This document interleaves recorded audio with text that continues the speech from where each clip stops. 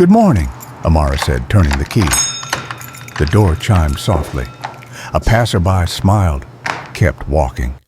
Inside, sunlight warmed polished counters. She exhaled. Progress looked ordinary today. Then tires hissed. A radio crackled outside. Her phone buzzed. She paused, listening, calm, steady, waiting for whatever came next, unafraid, composed, alone. "Ma'am," Rourke said, hand resting near his belt. "Need a word." Amara turned, measured. "About what?" He scanned the sign, the windows, her face. "Ownership." A pause. Footsteps slowed nearby. "I'm opening my business," she replied. His smile thinned. "We'll see." He glanced at the cruiser, radio murmuring, confidence settling. "Can you show me documentation?" he asked, smiling. "Just routine?" Amara met his eyes. "Routine for who?" He chuckled softly. "Don't make this difficult." She stayed silent. A man crossed the street. A woman pretended to text. The air tightened. Silence answered louder than argument as phones hovered, recording quietly. She remembered the advice she never asked for. Stay calm, stay small. Rourke watched, waiting. "You're quiet," he said. "That worries me." Amara replied, steady, "I don't owe fear." He blinked. A silence followed, thick, defensive. Her stillness pressed back, refusing to bend, while eyes around them pretended nothing mattered. He glanced at the glass, then back at her. "Deeds, licenses." "They're inside," Amara said. He shook his head. "Outside first." A phone lifted nearby. Someone whispered. Amara didn't move. "I'm standing where I belong." His jaw tightened, the smirk thinned, authority scraping against quiet certainty in the moment there. Someone murmured, "Just show him." Another voice hushed it. A passerby filmed, eyes down. Rourke noticed the phones, straightened. "Let's keep this orderly." Amara replied, "Order isn't the same as justice." No one argued. Silence chose its side, thick and convenient. The crowd watched, breathing shallow, relieved to be uncounted. She hears old questions echo. "Are you authorized?" "Who backs you?" Each memory tightens her jaw. She breathes through it, reminding herself how often silence kept doors barely open. Today feels heavier. The officer waits. Amara lifts her chin, carrying years that never left, her shoulders steady, eyes forward, unyielding. His fingers tighten near the radio. He clears his throat, louder than necessary. "Ma'am, cooperate." The word hangs wrong. Amara doesn't move. A camera clicks. Someone exhales nearby. Rourke senses it then, faint but unsettling. Control isn't gone, but it's no longer unquestioned. The radio crackles again. Backup acknowledged. Rourke exhales, relieved, then defensive. Amara remains still, hands relaxed, eyes forward. Passers-by drift closer, pretending interest elsewhere. She feels the moment tip, not toward violence, but toward exposure, where silence stops protecting him and begins revealing everything to the waiting crowd watching closely. The second cruiser idles. A younger officer avoids her eyes. Rourke straightens, louder now. "Ma'am, step aside." Amara replies quietly, "I'm not obstructing anything." The backup nods without speaking. The street tightens. Authority stacks itself, hoping numbers replace reason, while witnesses sense the imbalance and hold their breath together now. A barista whispers, "Should we call someone?" No answer comes. A man filming lowers his phone. Rourke notices the quiet and relaxes. "See?" he says softly. Amara meets the glassy stares. "Silence isn't neutral," she replies. No one disagrees aloud. The moment hardens around them. Breaths hitch. Eyes drift away. You'll need to show them again, Rourke says, though he's already read them. Amara gestures toward the wall. He doesn't look. He asks anyway. Each request strips meaning from the documents, turning procedure into pressure. The rules stay the same. His certainty grows louder, heavier, unchallenged. Who backed this place? He asks, no longer casual. Where did the money come from? Amara meets his eyes. She feels the question sharpen, aimed not at the business, but at her. Suspicion sheds its mask. This is no inspection anymore. It is disbelief, searching for justification. He speaks louder now, careful but deliberate. Ma'am, cooperate, and this ends quickly. The words are for the sidewalk, not her. Amara notices heads turn, eyes measure her reaction. Control needs witnesses. If she resists calmly, the story can still be framed as her fault. She remembers the banker's fingers tapping the desk, the pause before, "We'll call you." They never did. Another office, another denial dressed as courtesy. Standing here now, Amara understands this moment wasn't sudden. It was built slowly, through years of closed doors and quiet refusals. She remembers the banker's fingers tapping the desk, the pause before, "We'll call you." They never did. Another office, another denial dressed as courtesy. Standing here now, Amara understands this moment wasn't sudden. It was built slowly through years of closed doors and quiet refusals. She remembers drafting emails she never sent, logging dates she never submitted.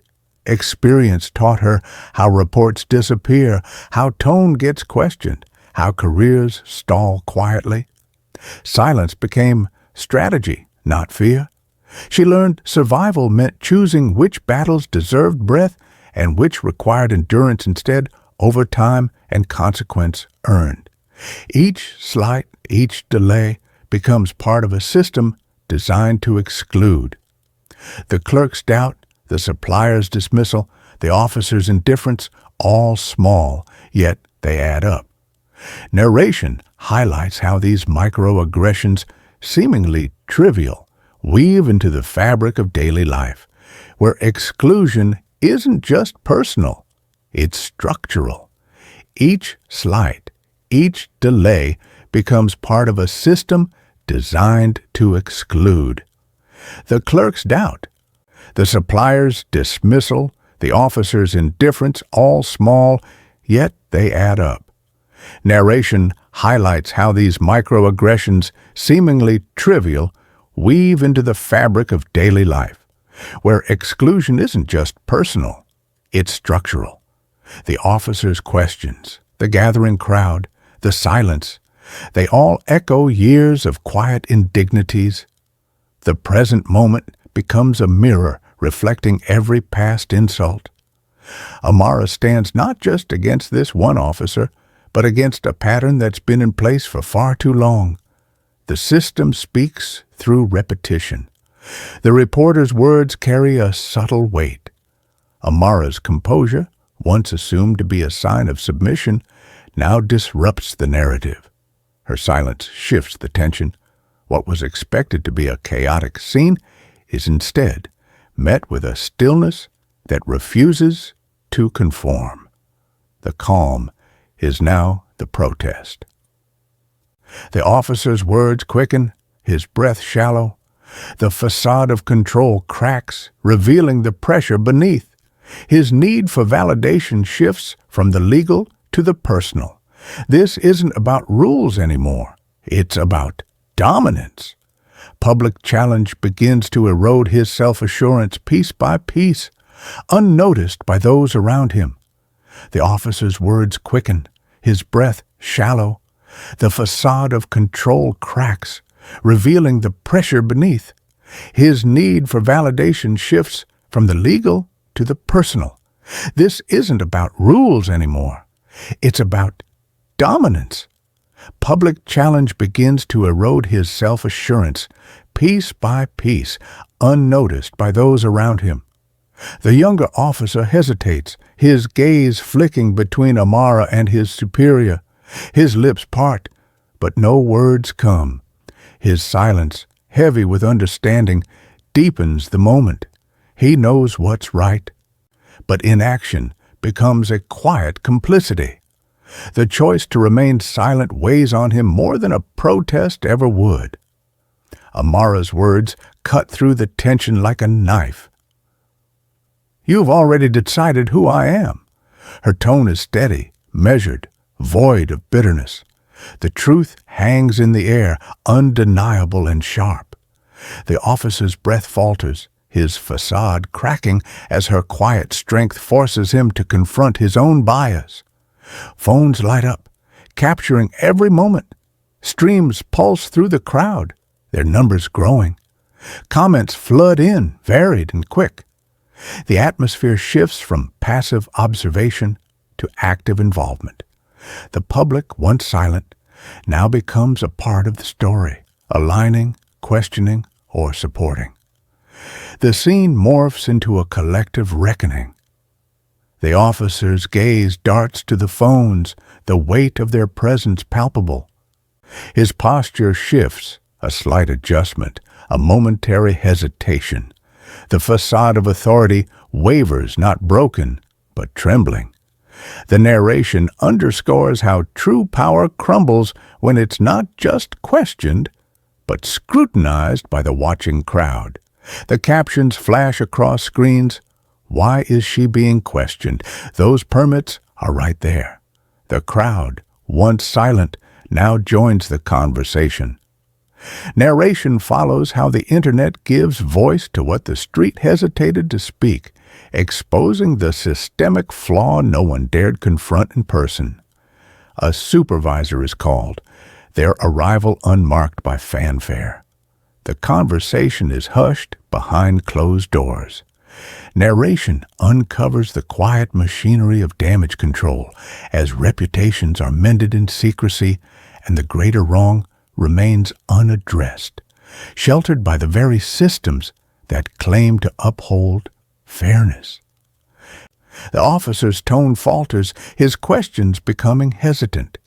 He feels the ground beneath him shift, not from challenge, but from uncertainty. Authority doesn't yet break, but the familiar grip loosens as he realizes that control is no longer his to command. The silence is no longer on his side. The crowd's subtle withdrawal is palpable. A cafe owner ducks inside. A customer crosses the street without a glance. The space between them widens, the silent fear of association mounting. As scrutiny deepens, standing too close feels like complicity. The shift is quiet, but undeniable. The officer's discomfort deepens as the weight of visibility settles in. Authority thrives in the shadows, hidden from the light of public eyes. The narrative shifts, showing how being seen, truly seen, becomes the greatest threat to privilege, not resistance, but exposure itself. The officer's discomfort deepens as the weight of visibility settles in. Authority thrives in the shadows, hidden from the light of public eyes. The narrative shifts, showing how being seen, truly seen, becomes the greatest threat to privilege, not resistance, but exposure itself. The officer's language shifts. Procedure, protocol, and standard replace direct confrontation. The tone softens, but not with sincerity. It's a calculated move. Narration highlights how the system, instead of acknowledging fault, adapts to ensure its survival, cloaking its true intentions behind formalities and bureaucratic language. The street falls silent once more, but this time the stillness is charged. It no longer shields authority. It amplifies the collective awareness. People feel it, the weight of what was witnessed, what was shared. This silence isn't peace, It's the quiet before the ripple of accountability reaches its peak. Amara stands firm, her gaze unwavering.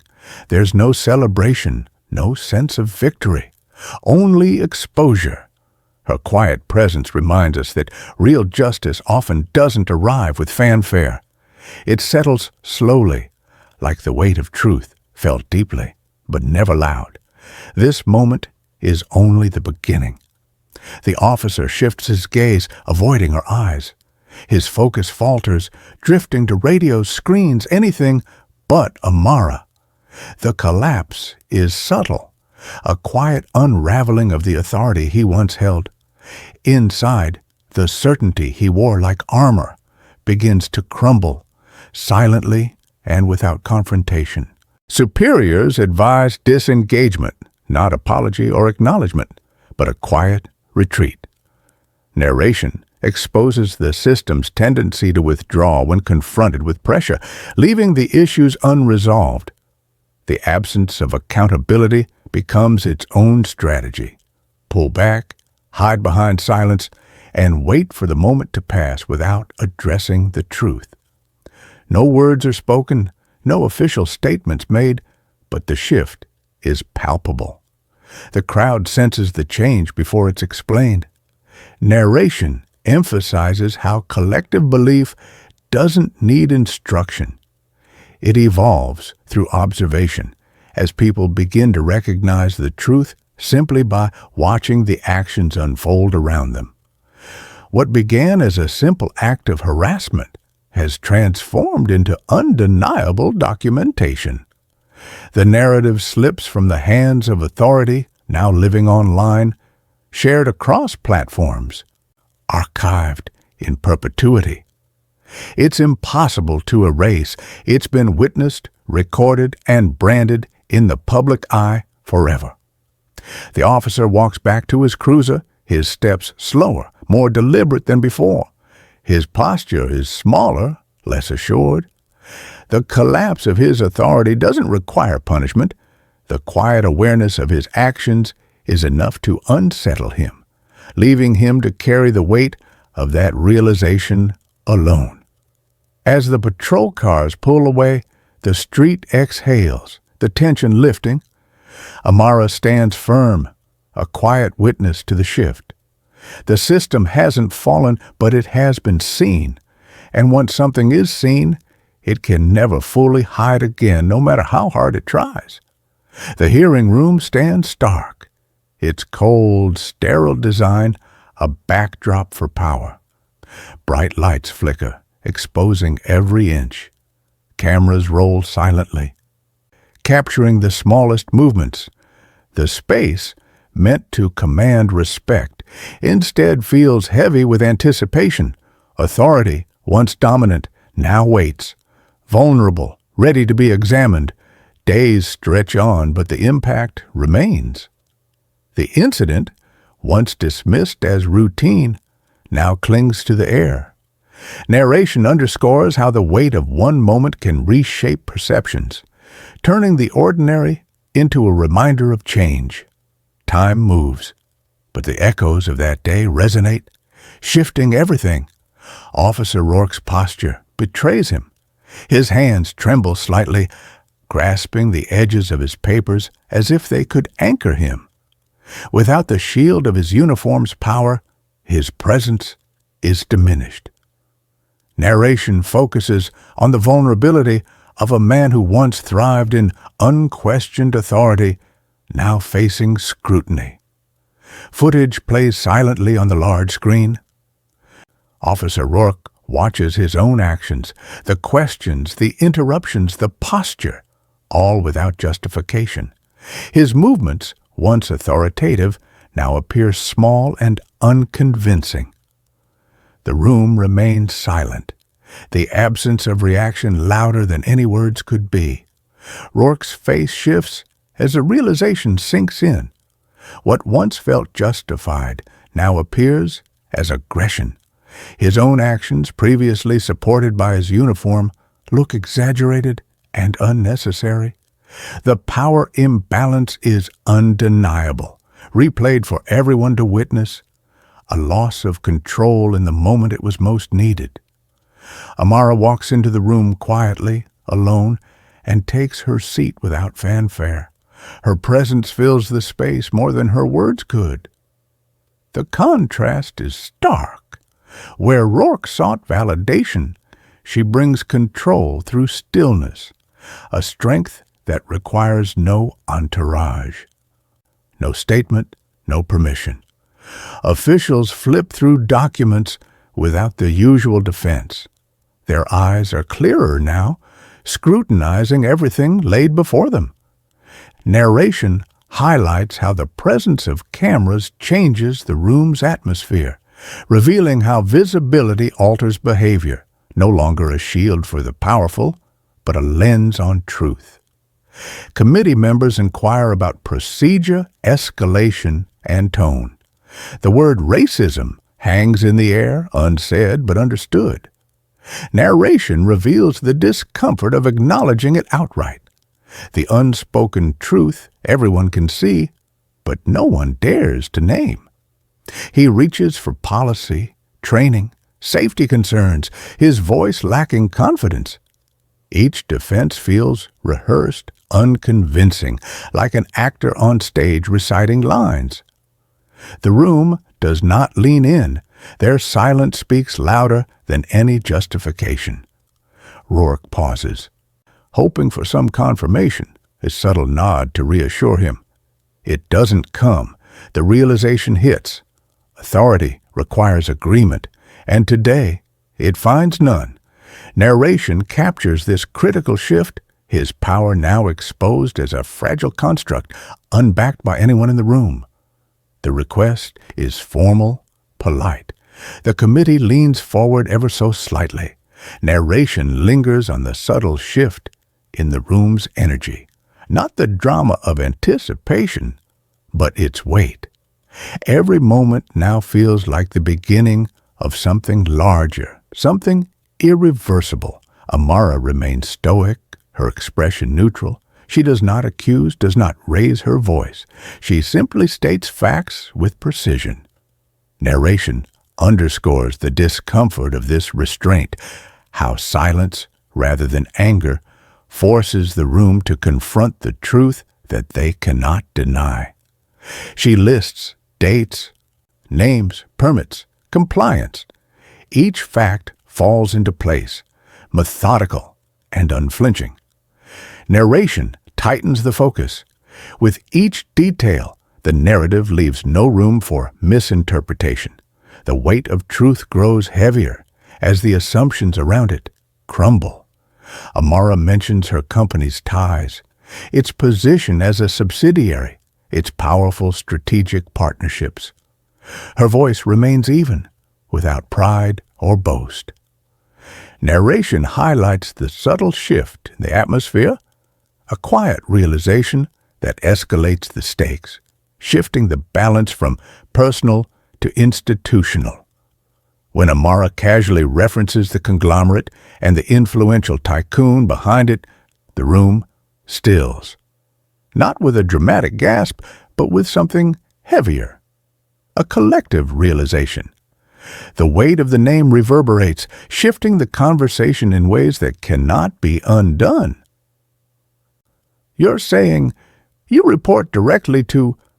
The sentence falters, unfinished. The realization comes faster than words can follow. Narration captures the quiet shift in the room, how the unspoken truth finds its way before the committee can process it fully. Amara's response is simple, almost casual. I never thought it mattered. The words fall with weight. Narration underscores the irony. Power existed, but it was never the foundation of her dignity. Her calm voice becomes an unspoken challenge to the system around her. Recognition hits Officer Rourke's face as he connects the dots. It's not fear. It's a dawning understanding of the magnitude of his missteps. His actions are now entangled with consequences far beyond himself, something much bigger than he anticipated. There is no dramatic outburst, no gavel slamming. The collapse of privilege happens quietly, almost imperceptibly. Rourke's posture crumbles, his internal authority dissipating without fanfare. The room watches in a thick silence. The true loss of power felt more than seen. Narration shifts the focus. This is no longer about a single officer's misdeeds. It's about institutional exposure. Every action taken, every decision made now carries the weight of the world. The stakes have irrevocably changed and everyone knows it. She closes her statement with poise, never once raising her voice. Her restraint, her calmness, becomes the loudest statement in the room. It echoes far more than any outburst could, a quiet defiance that demands respect without needing to shout. Her final words resonate in the room, a quiet truth hanging in the air. It isn't a threat. It's not a demand. It's just a fact. The room absorbs it, still and silent, the weight of her dignity heavier than any word or gesture could ever be. Officer Rourke's gaze remains fixed on the table, refusing to meet anyone's eyes. His uniform, once a shield, now feels like a weight. Authority is no longer his protection. It's the thing that has exposed him. His silence speaks louder than any defense could. News outlets cut between angles, capturing the moment with precision. Narration focuses on how the public will remember this, how the footage will freeze the officer's collapse in a way he never could have anticipated. His moment of authority is now permanently altered, framed for the world to see. Phones buzz. Emails start filling up with damage control tactics. The system that once stood firm now scrambles to save face. Reputation management takes precedence over responsibility. The wheels of institutional power start moving in damage control mode, aware that its facade is cracking. Amara leaves the room as quietly as she entered. No celebration, no show of triumph.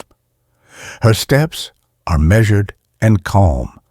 Narration emphasizes the consistency in her demeanor. She didn't need to change to be believed. Her strength was always within her, unshaken. Rourke stays seated as the room empties, the silence around him growing heavier. The emptiness is now his only company.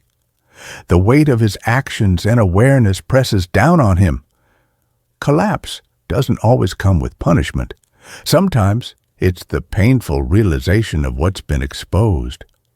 Narration shifts to reflect on the permanence of exposure. Once the system is seen for what it truly is, it can never fully return to comfort. The cracks in its foundation will always remain visible, haunting its every move. The damage is done, and the world is watching. There are no cheers, no dramatic verdicts. The reckoning unfolds quietly, without fanfare. Its power lies in its subtlety. Narration highlights how the absence of spectacle makes the impact far more lasting. Justice doesn't always demand a stage. It thrives in moments of quiet truth. As the room clears, one undeniable truth remains. Power faltered because it underestimated restraint. The system that once stood unchallenged has now been seen, and once seen, it can never fully hide again. Dignity, quietly delivered, leaves an impression that no force can erase. The email arrives without ceremony. Administrative leave, pending review. Rourke reads it twice. No call from superiors, no defense. At roll call, his name is skipped. A chair sits empty.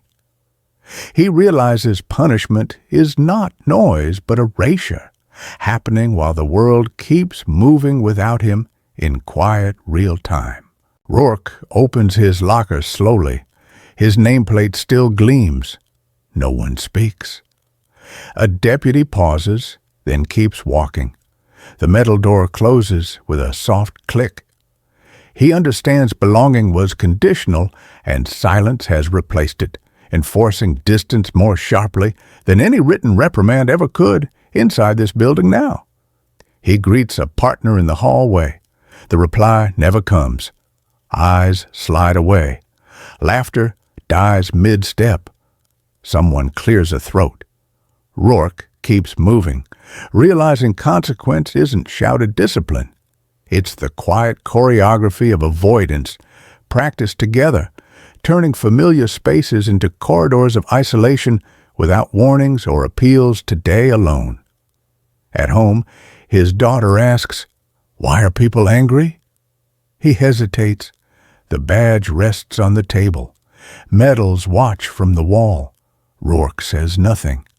Authority once filled rooms. Here, it cannot answer questions, protect him, or soften the silence settling between them tonight, without excuses or comfort offered anywhere.